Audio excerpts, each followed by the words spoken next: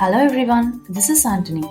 In this video, we are going to learn about abstract keyword in Java.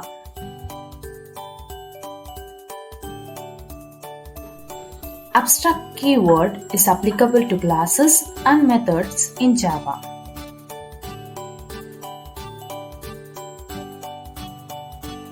First, let's see in detail about abstract classes.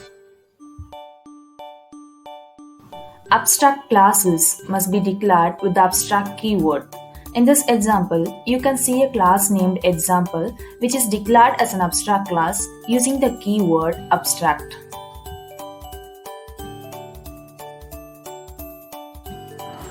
Abstract classes can have abstract and non-abstract methods.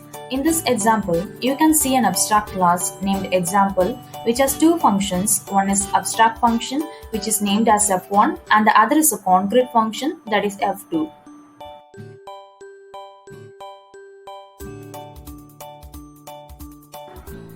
Abstract classes cannot be instantiated. That is, we cannot create objects for an abstract class.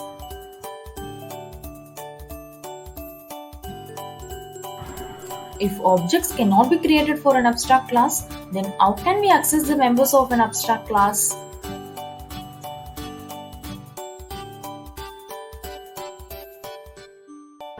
Yes, we can access the members of an abstract class by extending it.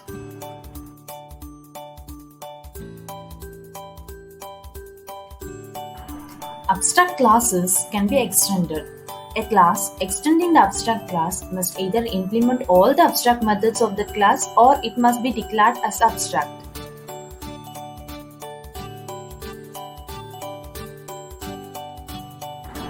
Now, let's see an example of how we can extend and access the members of an abstract class. In this example, you can see an abstract class named example which has two functions. One is an abstract f1 and the other is a concrete f2 which just prints from example. Now, you can see another class named child1 extends the abstract example class and it implements the abstract method f1 of example class. And another class named driver class creates an object for child1 and using that objects, the methods f1 and f2 are called.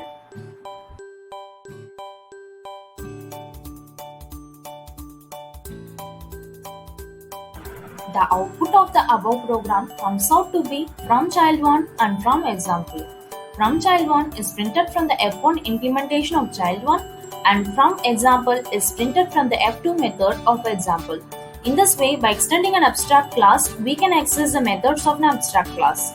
And in the same way, if a class extends an abstract class, then that class must either implement all the abstract methods of the abstract class or it must be declared as abstract.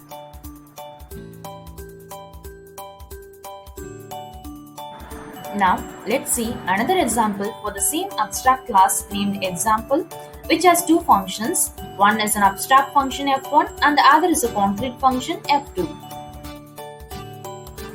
Now, another class named child2 extends the abstract class example.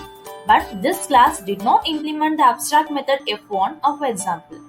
But instead, it declared f1 as abstract.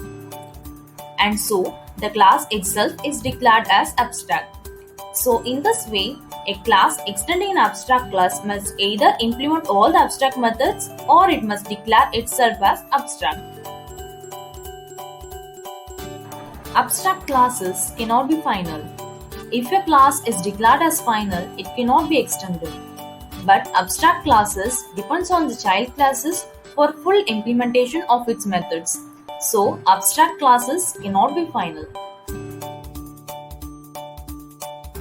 Abstract classes can have constructors, static methods, and final methods.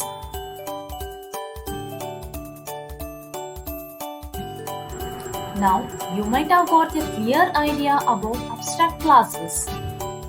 So, let's move on to abstract methods.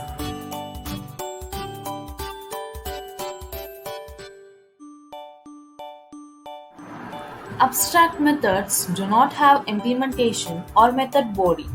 It just has method signature as I have shown in this example where method 1 is declared as an abstract method. If a class has an abstract method, then the class must be declared as an abstract class. In this example, you can see a class named C1 as an abstract method, method 1. So, the class itself is declared as an abstract class.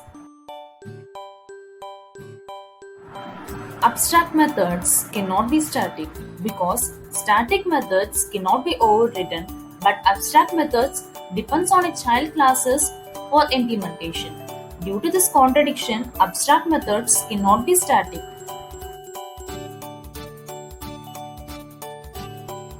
Abstract methods cannot be private. Private methods cannot be accessed from outside the current class.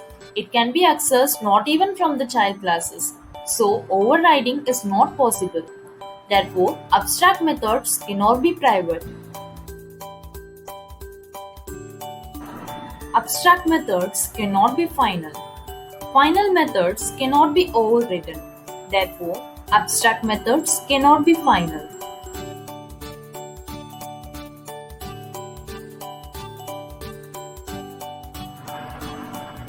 So this is all about the abstract keyword in Java. For more such videos, subscribe the channel and learn with Anthony.